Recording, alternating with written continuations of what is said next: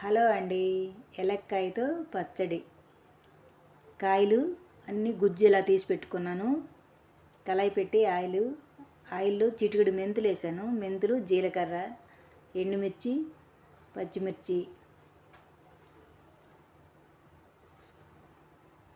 ముందుగా తీసి పెట్టుకున్న ఎలక్కాయ గుజ్జు దాంట్లో వేసుకొని రుచికి సరిపడా సాల్ట్, కొద్దిగా ఒక 2 స్పూన్లు నువ్వులు.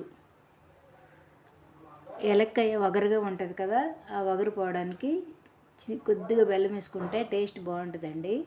చింతపండు ఇంకేం అవసరం లేదు. సింపుల్గా ఉండే ఎలక్కాయ పచ్చడి మిక్సీ చేసి పెట్టుకున్నాను. పోపులు అన్నమాట: ఆవాలు, జీలకర్ర, ఎండుమిర్చి, ఇంగువ. అంతే, సింపుల్గా ఉంటుంది. ఎలక్కాయ పచ్చడి బాగుంటుందండి.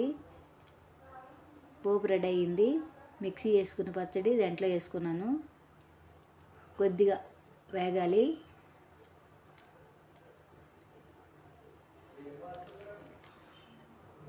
ఎంతో రుచికరమైన వెలక్కాయ పచ్చడి అండి. అసలు వెలక్కాయ పచ్చడి ఏంటి అనుకుంటారు, కానీ బాగుంటుంది చేస్తే.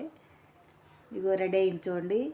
మీరు కూడా ట్రై చేయండి. నచ్చితే లైక్ చేయండి, షేర్ చేయండి. ఎంతో రుచికరమైన ఎలక్కాయ పచ్చడి. అసలు వేడి వేడి అన్నంలో తింటే సూపర్గా ఉంటుంది. కామెంట్లో ఎలా ఉందో చెప్పండి.